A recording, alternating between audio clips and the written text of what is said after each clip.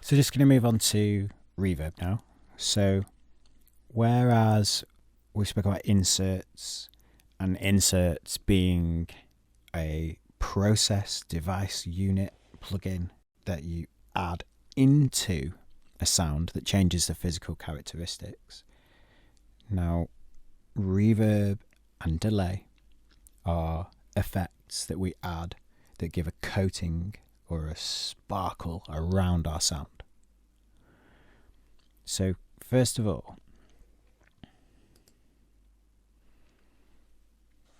this is a visualization of what reverb looks like. So we have the volume or amplitude of the sound that is coming into the reverb. And then we have repetition of that sound at decreasingly lower volumes as the sound bounces around the space, losing energy and disappearing. So the green line, this is the initial sound that comes into the reverb. We then have early reflections where around the initial sound source the first reflections off surfaces are. And then we have the late reflections, which are the actual reverb tail, how long it takes to die away into the space. So in between the initial sound and the early reflections, we have a pre-delay time. So how big is the gap in between the first sound and the first reflections? So now you know what it roughly looks like.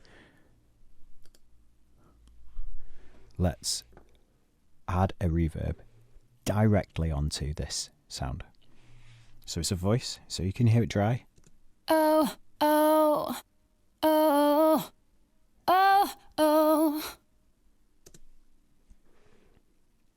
So I'm going to add the first type of reverb, which is an algorithmic reverb. So we have onverb and silververb, both algorithmic reverbs which are part of Logic.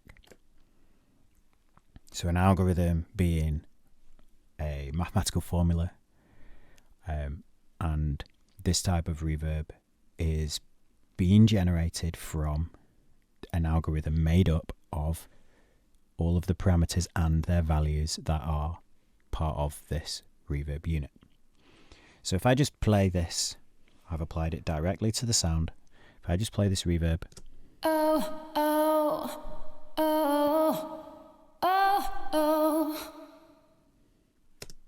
So you can hear it's now got a coating around it. So the first two parameters on the far right here, this is the output section. So you've got the dry signal and you've got the wet signal. So the dry is the original part of the sound. So if I turn the dry up and turn the wet down, Oh, oh. it sounds as if there's no reverb. If I turn the dry down and I turn the wet up, I get all reverb, no original sound. Now when these plugins are applied directly to a channel, we need to balance these two levels so that you can hear both the original sound and the effect. So the pre-delay, coming back to our graphic, the pre-delay is the gap between the initial sound and the first reflections. We then have reflectivity. So this is how reflective the surfaces are of the modelled space. We have a size. So this is how big the actual room is. And then density or time is how long it takes the reverb to lose energy and dissipate within this virtual space. We have a low cut and a high cut, so we can remove low frequencies or high frequencies to control the amount of energy in the reverb.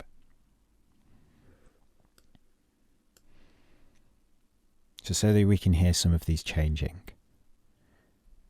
Oh, oh,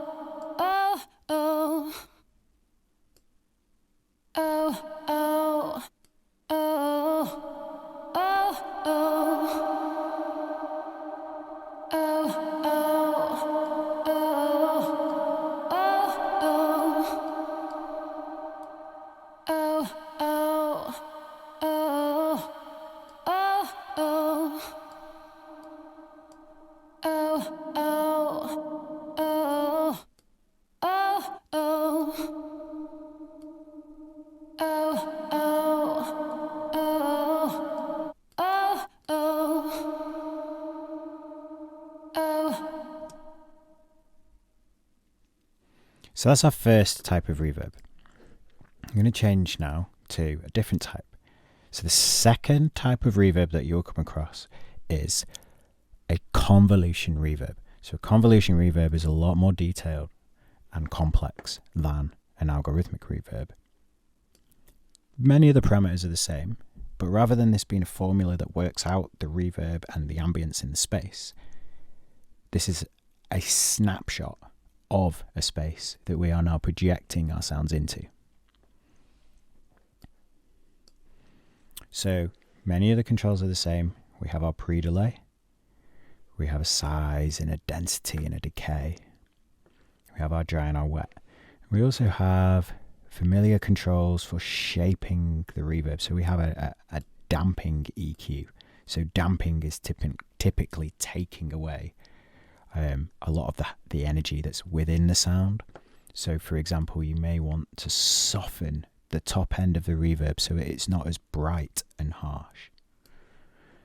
We can click on the word room so that we can change the modeled space.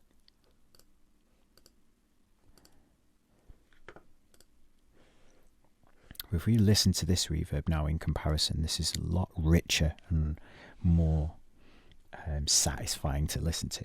But the trade-off is the processing power it takes to use it is a lot higher.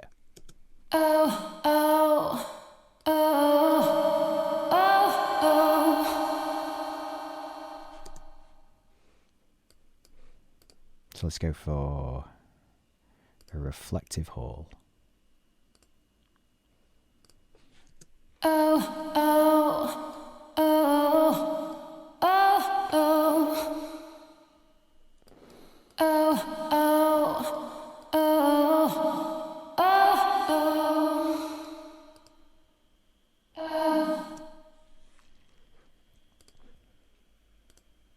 So, as mentioned, when we apply a reverb to a sound directly, we need to be balancing the wet and the dry.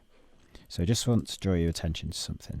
So if I was to just load Silververb again directly onto the channel, it automatically creates a higher proportion of the dry signal and a lower proportion of the wet signal so that you can hear the effect or without it overwhelming the original sound. Now, following on from our sends video, if we go send bus 1, send an amount of signal to our auxiliary and apply the reverb here, it loads the reverb with no dry signal and only wet.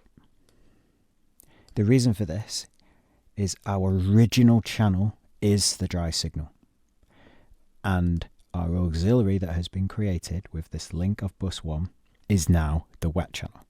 So what I would personally do is put the wet to 100, and then you can use the fader or the send level to balance the amount of reverb that we are either producing or using to mix into our track.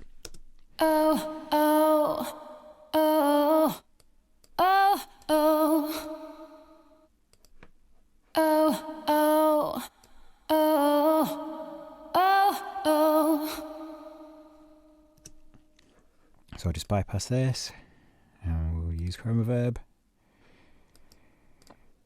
So you can see the same thing has happened. It's loaded all wet, no dry. So let's give it a nice long tail.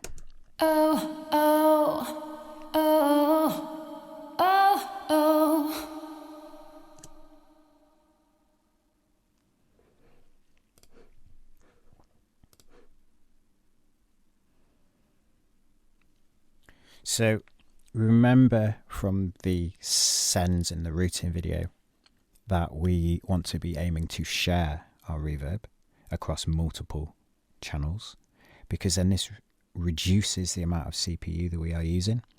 And obviously if we're using a really complex reverb, so a convolution reverb, we could potentially be using a third-party reverb plugin which has even higher CPU resources. We're going to want to share this so that it's easier for us to alter it within the mix, replace it or tweak it without the software overloading or the CPU being maxed out.